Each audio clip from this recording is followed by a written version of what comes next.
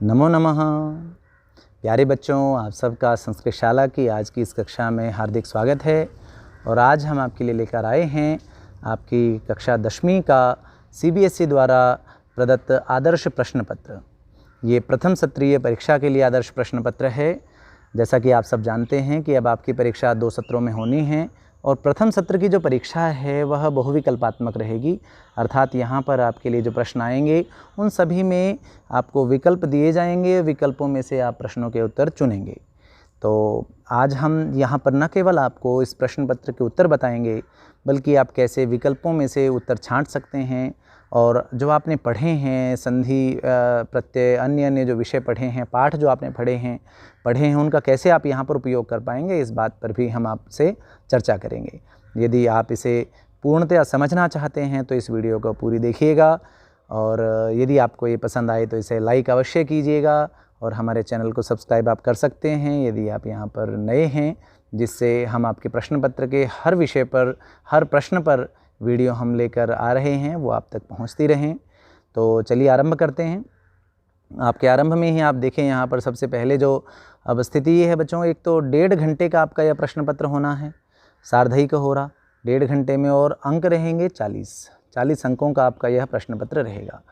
तो पहला ही प्रश्न जो है आरंभ में व्याकरण के प्रश्न हैं और पहला प्रश्न है संधि का। तो संधि पद जो है आपको संधिम संधि विच्छेद पदम वा, ये आपको करना है। 2 ही काम रहेंगे, या तो आप संधि करेंगे या फिर आप संधि विच्छेद करेंगे। तो ये 4 अंक के लिए लगे हुए हैं। आपको 5 प्रश्न दिए जाएंगे, उनमें से कोई 4 आप करेंगे। तो पहला प्रश्न देखते हैं। महानगर मध्ये चलदनिशम कालायस चक्रम। अब चलदनिशम यहाँ पर आप देख रहे हैं कि संधि युक्त पद है, जुड़ा हुआ शब्द है। तो क्या बनेगा इसका, इसे आपको अलग अलग करना पड़ेगा। तो जब भी आप अलग अलग आपको करना हो तो आप उस शब्द के या तो आरंभ में से या फिर अंत में से आप कोई शब्द छांटने की कोशिश करें। इससे आपको ये पता चलेगा कि संधि कहाँ है। तो यहाँ पर देखिए चलदनिशम में से आप आरंभ में चलत शब्द है, तो द में संधि है बच्चों, और द किसको होता है, त को। तो चलत अनिशम, जब आपने व्यंजन संधि पढ़ी है, व्यंजन संधि के उदाहरणों में आपने इसे देखा होगा। और हम आपको इन विषयों पर पर्याप्त विस्तार से वीडियो भी उपलब्ध करा चुके हैं और आप देखेंगे कि ज़्यादातर प्रश्न यहाँ पर जो हैं वो उन वीडियोज़ में आपको करा दिए गए हैं। तो चलत अनिशम ये इसका उत्तर रहेगा, त को द यहाँ पर हुआ है। अग्रिम प्रश्न है त्वया महत् कौतुकम आवेदितम यत मानुषादपि। अब यहाँ आपको देखिए जमा का निशान दिया हुआ है, तो संधि करनी है आपने। तो इसका मतलब त में क्या परिवर्तन होना है। तो त को आपने देखा है कि द भी हो सकता है, च भी हो सकता है, ल भी हो सकता है, न भी हो सकता है। तो यहाँ पर क्या होगा, यही ऑप्शंस में दिया हुआ है। देखिए यहाँ पर द भी दे रखा है ना, और यत मान, ये त पूरा कर दिया है। तो देखिए त पूरा तो नहीं होगा, व्यंजन को परिवर्तन होगा, लेकिन त को पूरा नहीं होगा, तो घ विकल्प नहीं हो सकता है। अब यहाँ पर त को द भी नहीं होगा, क्योंकि जब सामने कोई भी स्वर हो उसी स्थिति में यहाँ पर त को द होता है। तो यहाँ पर त को द भी नहीं हो रहा है। अब यत मानुषादपि, ये यूं का यूं जोड़ दिया गया है, तो यूं का यूं नहीं जुड़ेगा, तो रह गया है यन मानुषादपि। तो यहाँ पर त को न हुआ है बच्चों, क्योंकि सामने जो है वो एक नासिक्य वर्ण है, एक वर्ग का 5वां अक्षर है, तो इसलिए त को यहाँ पर न हो गया है। तो मिला है तो यन मानुषादपि। ऐसे आप विकल्पों को निगेट करके भी एक सही उत्तर तक पहुँच सकते हैं। अगला है अतिदीर्घ प्रवासः जमा अयम दारुणश्च। तो यहाँ प्रवासः जमा अयम, इसे हमें देखना है। अब प्रवासः जमा अयम, अब आपको जब विसर्ग संधि बच्चों समझाई थी तो मैंने केवल 4 लाइनों में विसर्ग के चारों नियमों को समझाया था। वहाँ एक बात कही थी कि विसर्ग से पहले अगर अ हो और विसर्ग के बाद वर्गों का पहला दूसरा अक्षर ना हो, तो आप विसर्ग को क्या कर देंगे, ओ कर देंगे। तो विसर्ग को जब आप ओ करेंगे तो ओ जो है यहाँ पर 2 जगह पर है, तो इसका मतलब आपके ये 2 विकल्प तो यहाँ पर कट जाते हैं। तो प्रवासोयम और प्रवासोयम।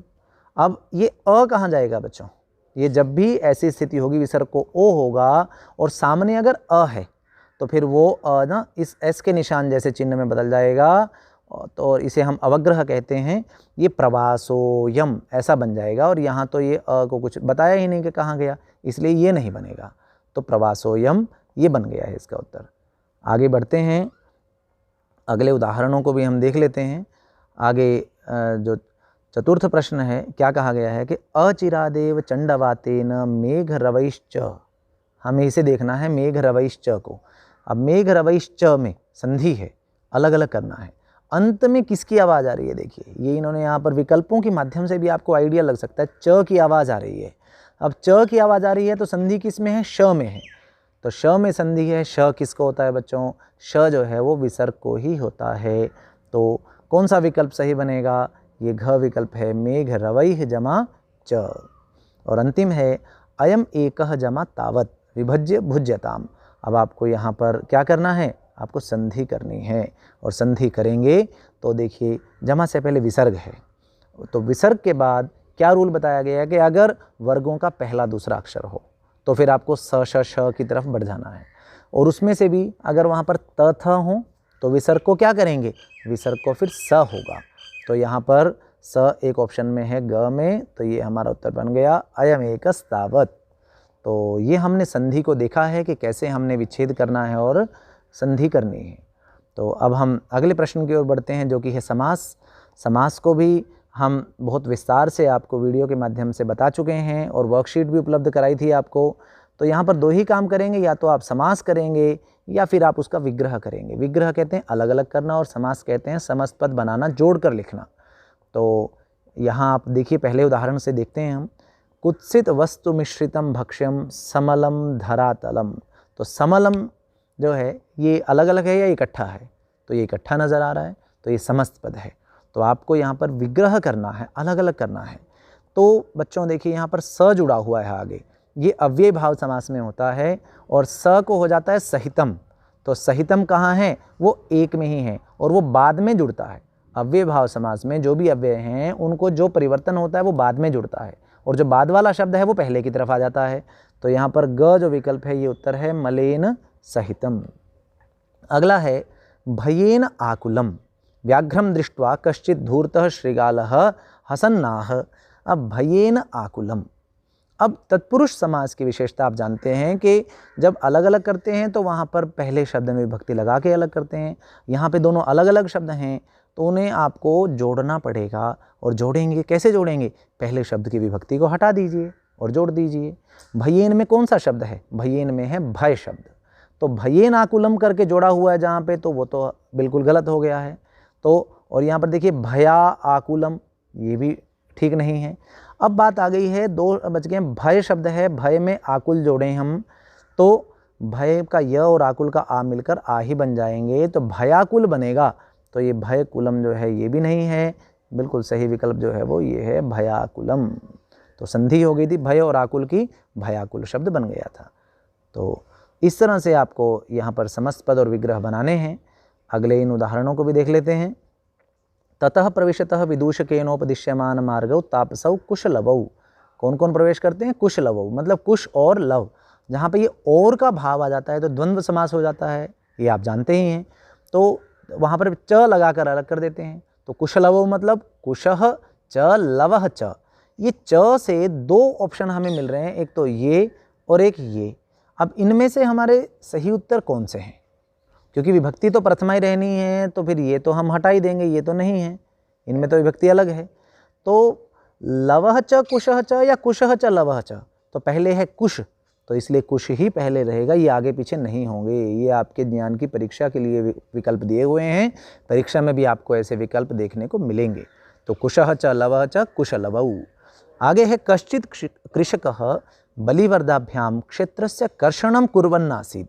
अब क्षेत्रस्य कर्षणम ये है यहाँ पर, और इसमें आप देख रहे हैं दो शब्द हैं, ये हमें मिलाकर एक शब्द बनाना है। तो कैसे मिलाएंगे, क्षेत्रस्य कर्षणम, क्षेत्र का कर्षण, क्षेत्र को जो है ना उसको कृषि करने से पहले, फसल बोने से पहले उसका कर्षण किया जाता है, उसे मिट्टी को जो है ना चीरा जाता है उसे हल आदि से, तो वो उसे कर्षण कार्य बोलते हैं। तो यहाँ पर तत्पुरुष समास है, जो पहला शब्द है उसी में विभक्ति लगती है या हटती है, तो यहाँ पर जोड़ेंगे तो विभक्ति हटाएंगे। तो क्षेत्रस्य में शब्द कौन सा है, क्षेत्र, और बाद में कर्षणम है, तो मिलाकर दोनों को लिख देंगे। अब क्षेत्र और कर्षण है, जैसे पहले बनाया था ना भयाकुलम, ऐसे ही यहाँ पर एक विकल्प दिया हुआ है, लेकिन वहाँ तो आ था इसलिए भया बन गया था, लेकिन क्षेत्र में तो क्षेत्रा नहीं बनेगा, यहाँ क्या बनेगा, क्षेत्र कर्षणम। बाकी दोनों विकल्प जो हैं वो भी आपके ज्ञान की परीक्षा के लिए हैं। और 5वां है श्री रामः सबाष्पम। ये स वाला उदाहरण आ ही गया था अभी। स को क्या होता है? सहितम। अब सहितम तो 2 में है, तो इसका मतलब ये 2 तो बिल्कुल गलत हो गए हैं, निगेट हो गए 2 तो अब क्या बच गए? वाष्पस्य सहितम और वाष्पेन सहितम।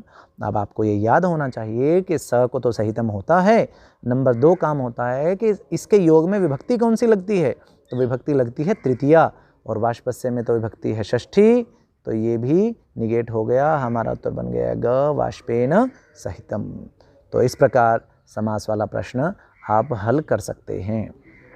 5 प्रश्न दिए हुए थे, 4 करने हैं आपको इनमें से कोई से भी। तो अगला जो प्रश्न है बच्चों वो कौन सा है? प्रकृति प्रत्यय वाला है। आपको प्रकृति प्रत्यय को या तो संयोजन करना है या आपने इनका विभाजन करना है। विभाजन करना मतलब अलग अलग, और संयोजन करना मतलब उन्हें जोड़कर लिखना। तो अब देखिए आप यहाँ पर अन्योपि बुद्धिमान लोके मुच्यते महतो भयात्। अब बुद्धिमान, बुद्धिमान शब्द में कौन सा प्रत्यय है ये आपको देखना है। बुद्धि में क्या बुद्धि जमा तल है? तो तल तो नहीं है, तल को तो ता हो जाता है बुद्धि। फिर टाप है क्या? टाप में आ बचता है, ये भी नहीं है। फिर त्व है क्या? ये त्व तो बिल्कुल भी नहीं है। अब मतुप है क्या? मतुप को देखिए, क्योंकि मतुप में से बचता है मत, तो बन जाता है बुद्धिमत, लेकिन यहाँ तो बुद्धिमान लिखा है।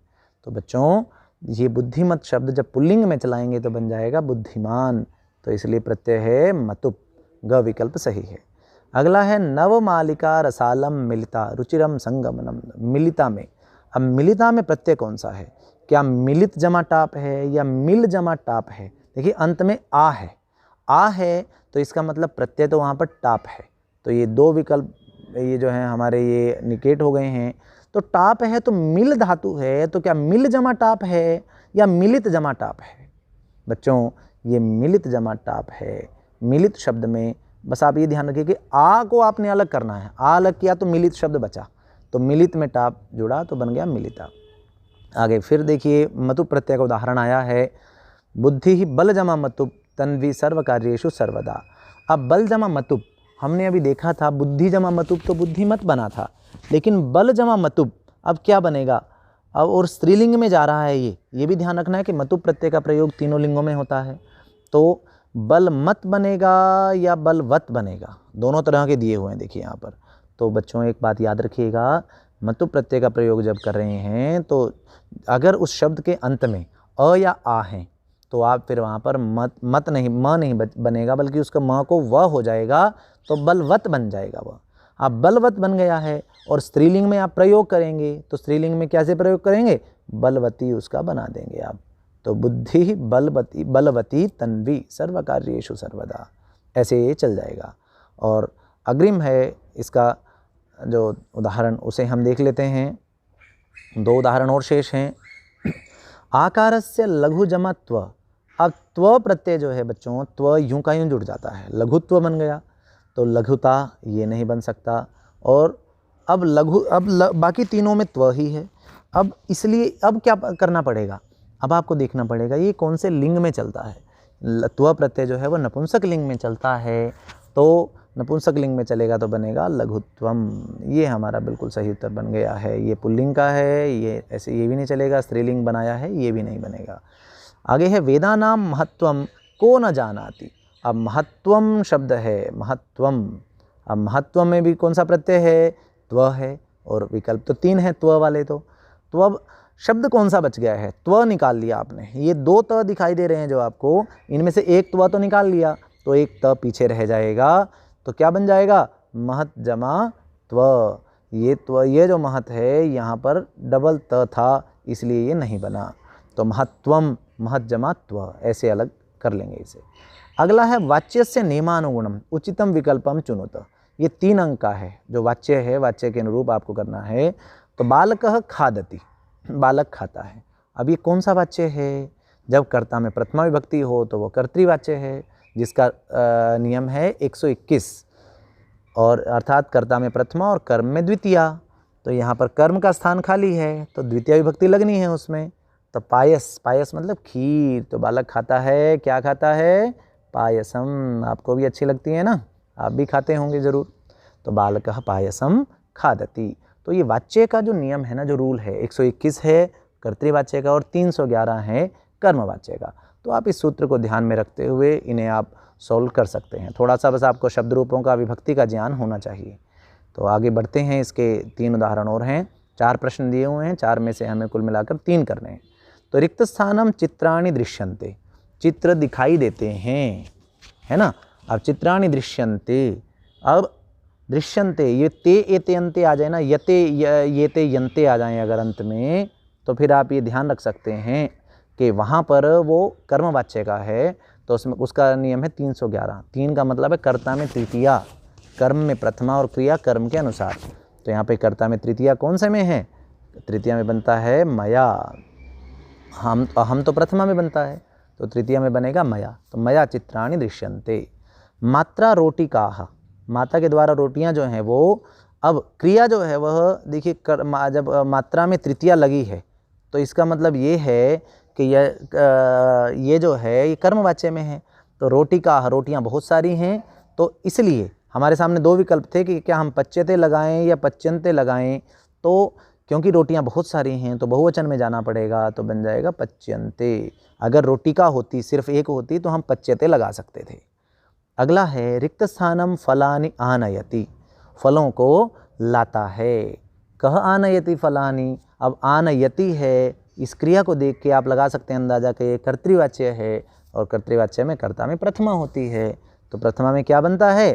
पिता, पिता पितरौ पितरः प्रथमा, ऐसे इसका शब्द रूप चलता है, इसे हम गाते भी हैं। तो इस तरह से ये वाच्य होना है। यदि आपको मज़ा आया हो, बात आप तक पहुंची हो, तो जल्दी से इस वीडियो को लाइक कर दीजिए ताकि और उत्साह के साथ हम आने वाली वीडियोज़ आप तक पहुंचा सकें। अब अगले प्रश्न की ओर बढ़ते हैं हम। अगला प्रश्न है कालबोधकम शब्दम चिनुत, कालबोधक शब्द आपको छांटना है। अब कालबोधक शब्द आप कैसे छांटेंगे? आपको, हम इसे कह सकते हैं कि समय आधारित प्रश्न है ये। तो कालबोधक शब्द को छांटेंगे आप। संस्कृत में समय देखना आपने सीखा है। तो माता प्रातः उत्तिष्ठति, जगती हैं, माता उठती हैं सुबह, किस समय? तो अष्ट, ये लिखा हुआ है देखिए। तो अब अष्ट है तो आप क्या लिखेंगे? अष्टवादने। ये 2 विकल्प हैं यहाँ पर, अष्टवादने या आष्टवादने। तो अष्टवादने नहीं होता है, अष्टवादने ही होता है, और सार्ध और पादोन की तो बात ही नहीं, क्योंकि पूरे 8 बजे की बात है। आगे चेतक एक्सप्रेस इति रेलयानम रिक्त स्थानम देहलीम गच्छति, दिल्ली जाती है किस समय? 4:45 पर। जब 4:45 की आप बात कर रहे हैं तो आप इसे पादोन कहेंगे, 4:45 की बात है। तो पादोन, अब पादोन वाले 2 विकल्प हैं, क्या पादोन पंचवादने या पादोन चतुर्वादने? तो पादोन चतुर्वादने कहेंगे तो वो तो 3:45 को हम पादोन चतुर्वादने कहते हैं। तो ये क्या है? पादोन पंचवादने। इसका ध्यान रखिएगा बच्चों, यहाँ बहुत से बच्चे गलती कर जाते हैं। एक अंक जो दिखाई दे रहा है ना यहाँ पर, तो आप वही लिख देते हैं। जो 4 दिखाई दे रहा है ना, 45 का तो पादोन लिख देते हैं, लेकिन जो 4 दिखाई दे रहा है वही लिख देते हैं। लेकिन उससे अगली संख्या आनी है, क्योंकि हम 4:45 कह रहे हैं कि 5 बजने में 15 मिनट अभी शेष हैं। अगला है मल्लिका प्रातराशम करोति, प्रातराश करती है, नाश्ता करती है। किस समय करती है मल्लिका नाश्ता? 7:30 बजे। अब 7:30 को, 7:30 को कहते हैं सार्ध, और 7 को कहते हैं सप्त। तो क्या बन जाएगा? सार्ध सप्तवादने। बिल्कुल आसान प्रश्न है, पूरे के पूरे आप 4 में से 4 अंक यहाँ पर आपने लेने हैं, एक भी अंक ना कटे आपका, ऐसा आप करें।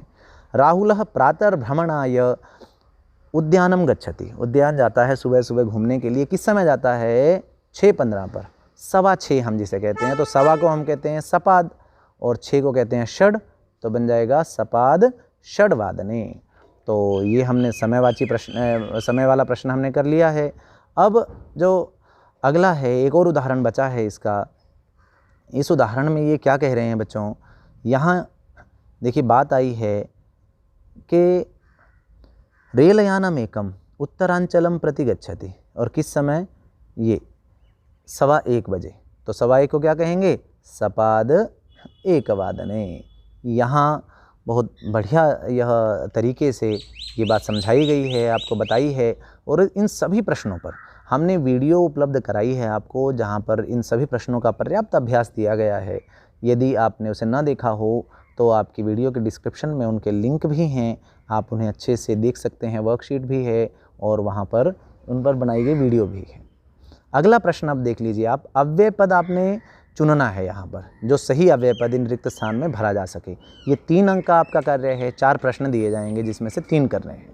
तो दुर्वहम रिक्त स्थानम जीवितम जातम, ये तो देखिए पहला ही आपका जो गीत है, दुर्वहमत्र जीवितम जातम प्रकृतिरेव शरणम शुचि पर्यावरणम शुचि पर्यावरणम, ऐसे हमने गाया भी था इसको।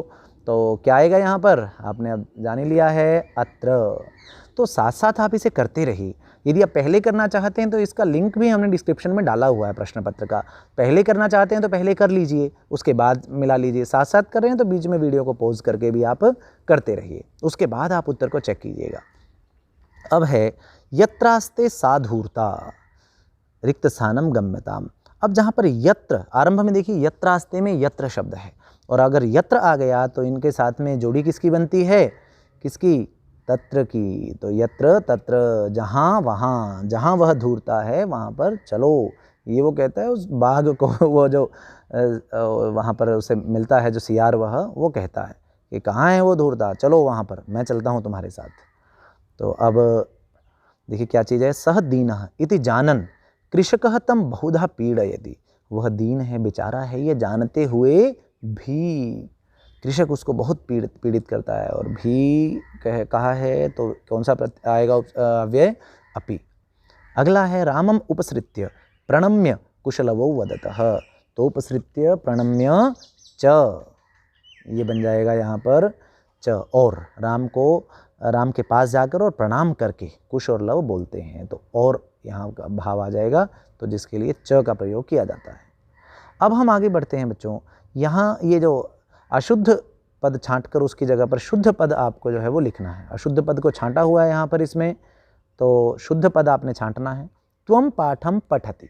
अब पठति जो है ये तो प्रथम पुरुष एक वचन में है, और त्वम का प्रयोग क्योंकि मध्यम पुरुष में होता है, तो मध्यम पुरुष में जब इसका प्रयोग करेंगे तो क्रिया पठति की जगह क्या आएगी, प्रत्यय याद है ना, तीतः अंति सीथः थ। तो सी कहाँ जुड़ा हुआ है, पठसी, यहाँ आ जाएगा।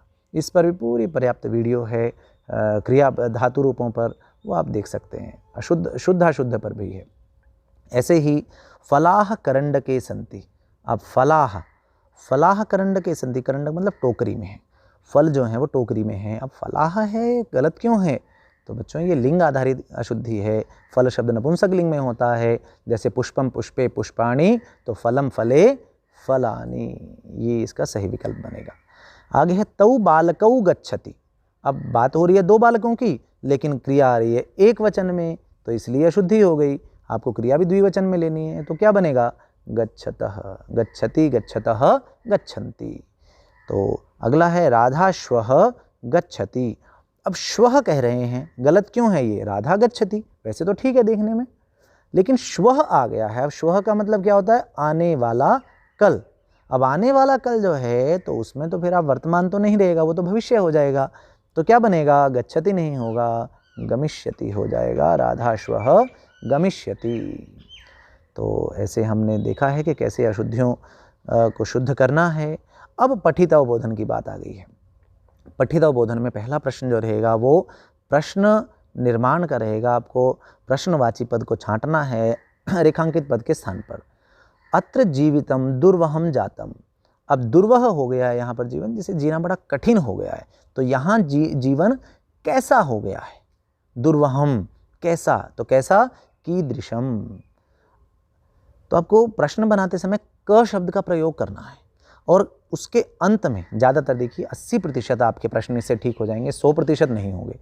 हमने प्रश्न पर भी जो है वो वीडियो बनाई है, उसे भी आप देख सकते हैं। तो क के पीछे आप जो उस शब्द में से आवाज़ आ रही है उसे जोड़ देंगे। अगर आपको बिल्कुल भी नहीं आता है प्रश्न बनाना, तो आप कम से कम इतना जरूर कर सकते हैं, 5 में से 4 में से आपके 6 विकल्प, 6 प्रश्न आएंगे, 6 में से 5 कर रहे हैं, तो इस आधार पर ना कम से कम 3 आपके बिल्कुल ठीक हो जाएंगे, कम से कम, ऐसी मुझे पूरी उम्मीद है। और अगर पूरी अच्छे से समझना चाहते हैं तो इस पर वीडियो आप देख लीजिएगा। तो स ऋषभः हलमूढ़्वा गन्तुमशक्तः क्षेत्रे पपात। अब वह जो बैल था वो हल को उठाकर जाने में असमर्थ होकर क्षेत्र में ही, खेत में ही गिर गया। तो कहाँ गिर गया, क्षेत्र में। अब कहाँ, ये कौन से किससे, कहाँ का अर्थ को क्या कहते हैं संस्कृत में? कुत्र। तो कहाँ के लिए? कुत्र। तो थोड़ा सा उसकी सेंस को भी समझें, मतलब दोनों बातें आप साथ लेकर चलेंगे तो अपने 5 बड़े आराम से 5 में से आप यहाँ पर 5 अंक नहीं तो 4 अंक तो बड़े आराम से ले सकते हैं। त्वम मानुषात बिभेषी, तुम मनुष्य से डरते हो, तो मानुषात तो क्या बनेगा? कस्मात, ये बनेगा। देखिए जैसा देखिए प्रश्न कैसा बनेगा, जैसा उत्तर वैसा प्रश्न।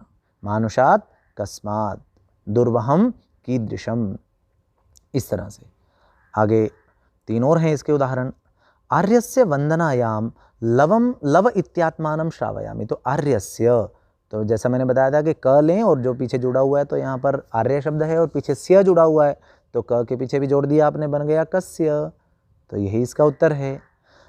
अयम अन्येभ्यो, यहाँ पर अन्य शब्द है और भ्य जुड़ा हुआ है पीछे, तो क शब्द लिया और आपने उसके पीछे अन्य के पीछे एभ्य जुड़ा हुआ है, तो क के पीछे एभ्य जोड़ा तो केभ्य।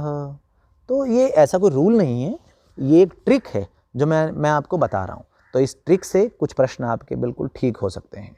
और आगे फिर देखिए, तपोवने तस्य नाम व्यवहरति, तपोवने, तपोवन में मतलब कहाँ। जब प्रश्न बनाएंगे ना, आप हिंदी में प्रश्न बना कर देखिए तो आपको पता चल जाएगा कि तपोवन में तस्य नाम व्यवहरति, तो कहाँ उसका नाम ऐसा व्यवहार करते हैं? कुत्र, कहाँ को कहते हैं? कुत्र। पहले भी आया था ये। अब अग्रिम प्रश्न है, प्रसंगानुकूलम उचितार्थम चिनुत, प्रसंग के अनुकूल आपको उचित अर्थ का चयन करना है। जैसे भयंकरा व्याघ्रमारी तूर्णम धाविता। अब तूर्णम धाविता, तूर्णम का मतलब क्या है? तूर्णम का यहाँ पर तात्पर्य है, तूर्णम धाविता मतलब शीघ्रम धाविता, बहुत जल्दी से जो है वह दौड़ गई वहाँ से। व्याघ्रमारी काचिदीयमिति मत्वा व्याघ्रो भयाकुल चित्तो नष्टः। अब नष्टः शब्द का अर्थ क्या है? नष्टः शब्द का आपने अगर पाठ की लाइन ध्यान आई हो तो इसका अर्थ है कि भाग गया था वह, अर्थात पलायितः। आगे है सुरभि वचनम श्रुत्वा। ये देखिए यहाँ जो प्रश्न है ये वाला और अगले वाला प्रश्न भी, ये आपको पाठ अगर आपने अच्छे से पढ़े हैं तो बड़े आराम से आप इन्हें कर पाएंगे।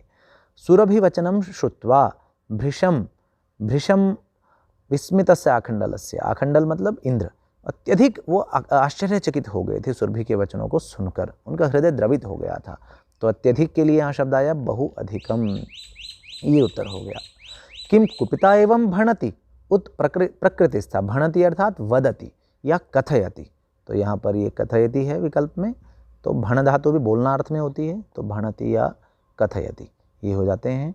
और 5वां जो है इसका, 5वें में क्या बनेगा? देखिए 5वें में बन रहा है एकांते कांतारे क्षणमपि में स्यात् संचरणम, तो कांतारे अर्थात वने, जंगले, तो विपिने ये पर्यायवाची शब्द हैं, तो कांतारे अर्थात वने में संचरणम स्यात्, एकांत वन प्रदेश में मेरा संचरण हो, मेरा जाना हो।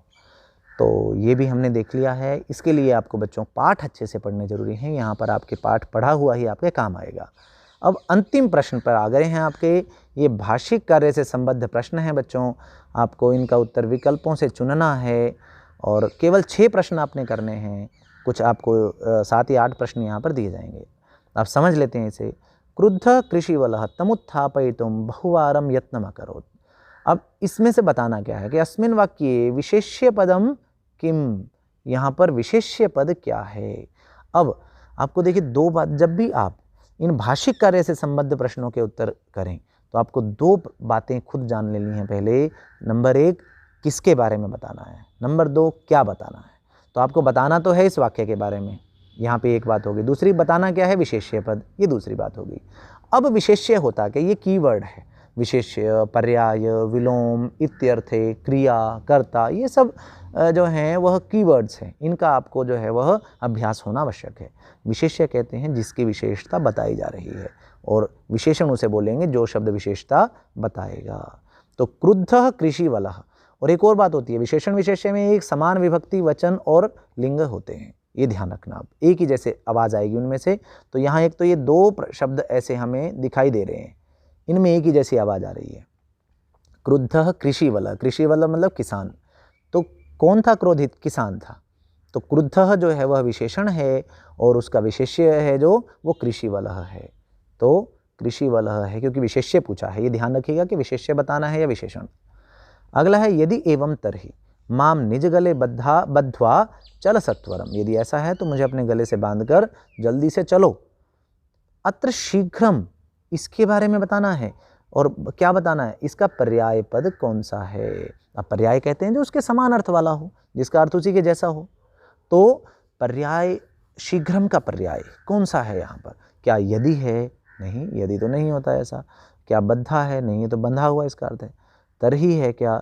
नहीं, तरही का अर्थ तो होता है। तो बच गया है सत्वरम। सत्वरम का अर्थ ही है शीघ्रम। तो अगले कुछ और प्रश्न शेष हैं इसके। देखिए तीसरे प्रश्न में क्या कहा है यहाँ इन्होंने, क्या कह रहे हैं कि जानाम्यहम तस्य नामधेयम अत्र क्रियापदम किम। अब आपको यहाँ पर क्या बताना है? क्रियापद बताना है। तो क्रियापद आप बताएंगे तो जानाम्यहम में क्रिया क्या है? जानाम्यहम क्रिया है? नहीं, संधि है इसमें। अहम को अलग करेंगे तो बचेगा क्या? जानामि। तो ये जानामि जो है वह यह है क्रिया। अगला है सह कृच्छ्रेण भारमुद्वहति अत्र सरलतया, इसके बारे में बताना है। इत्यस्य किम विलोम पदम, ये बताना है। तो विलोम मतलब विपरीत अर्थ वाला, उल्टा। तो सरलतया, सरलतया का सरलता तो मतलब आसानी से, लेकिन वो जो बैल है वो बड़ी कठिनाई से भार को वह ढोता है। तो कौन से शब्द का अर्थ है कठिनाई से? कृच्छ्रेण, ये जो शब्द आया यहाँ पर, ये विकल्प में है ना, ये देखिए यहाँ पर ख विकल्प, कृच्छ्रेण, ये उत्तर है हमारा। अब है यानानाम पंक्तयो ह्यनन्ताः अस्मिन् वाक्ये किम विशेषण पदम प्रयुक्तम। पहले विशेष्य पूछा था, अब विशेषण पूछ लिया है। अब यानानाम पंक्तयो ह्यनन्ताः, यहाँ पर यानों की पंक्तियाँ जो हैं वो अनंत हैं, बहुत सारी हैं। क्या हैं बहुत सारी? पंक्तियाँ। तो पंक्तियाँ अनंत हैं। तो अनंत पंक्तियाँ, ये दो शब्द हैं जो आपस में विशेषता बता रहे हैं, जो विशेषण विशेष्य हैं। और यहाँ पर विशेषता बता कौन रहा है? अनंत शब्द बता रहा है। किसकी? पंक्तियों की। पंक्तियाँ बहुत सारी हैं। तो विशेषण हो गया अनंताः और विशेष्य हो गया पंक्तयः। अगला है सह व्याघ्रः तथा कृत्वा काननम ययौ अत्र कर्तृपदम किम। अब आपको कर्तृपद बताना। अब ये कर्तृपद क्या है? कर्तृपद कहते हैं बच्चों कर्ता को, जो क्रिया को करने वाला है। कोई क्रिया होगी तो उसे कोई करेगा तभी तो होगी वो। तो यहाँ पे कर्ता क्या है? तो क्रिया क्या है? पहले क्रिया जानना जरूरी है। क्रिया है ययौ, वह गया। कौन गया? वह। तो यहाँ पर सह, सह जो है ये शब्द है कर्ता। व्याघ्रः, सह व्याघ्रः। तो हम व्याघ्र को भी जो है वह और भी हम ज़्यादा कहें तो स के स्थान पर, बल्कि हम व्याघ्र जो है वह यहाँ पर कर्ता रहेगा हमारा। सह व्याघ्रः तथा काननम ययौ। कुत्र ययौ? काननम ययौ। कह ययौ? व्याघ्रः। और आगे अब अंतिम भाग की ओर हम आगे बढ़ रहे हैं। 7वां और 8वां ये दो प्रश्न हैं। अति दीर्घ प्रवासोयम दारुणश्च अत्र विशेष्य पदम किम। विशेष्य पूछा गया है फिर से। अब तो आप जानते हैं। तो अति दीर्घ, प्रवासः, अयम, दारुणः, चारों ही शब्द एक ही जैसे दिखाई दे रहे हैं। तो इसका मतलब यहाँ पर कई सारी विशेषताएं बताई गई हैं। अब विशेषताएं बताई किसकी गई हैं? यह अति दीर्घ बहुत बड़ा, प्रवासः प्रवास, अयम यह दारुणः बड़ा कष्ट देने वाला है, बड़ा कष्ट देने वाला और बड़ा लंबा यह प्रवास है। तो क्या है यहाँ पर विशेष्य पद? क्या है? विशेष्य है प्रवासः। तो प्रवासः पद विशेष्य है, ये बन जाएगा। और अंतिम है दुर्दान्तैः दशनैरमुना स्यान्नैव जनग्रसनम अत्र दन्ताः दन्तैः इत्यर्थे किं पदम दत्तम। तो दन्तैः इत्यर्थे किं पदम दत्तम अस्ति? दशनैः। तो ये यहाँ पर आ गया है। इस अर्थ में ये दन्तैः शब्द का प्रयोग हुआ था। तो हमने इसे देख लिया है। तो इस तरह से बच्चों आपके प्रश्न पत्र के सभी प्रश्न पूरे हो जाते हैं। आप इन्हें अच्छे से कर सकते हैं। यदि आपको लगा हो कि आपके लिए ये मेहनत जो है, हमारा परिश्रम उपयोगी है, तो इसे लाइक करके आप हमारे परिश्रम को सम्मान प्रदान कर सकते हैं और हमारे चैनल को सब्सक्राइब कर सकते हैं यदि इसी तरह की और वीडियोस भी आप देखना चाहते हैं, विषय को समझना चाहते हैं। तो मिलते हैं अगली वीडियो के साथ। अपना ध्यान रखिए, स्वस्थ रहिए, पढ़ते रहिए, सीखते रहिए। धन्यवाद।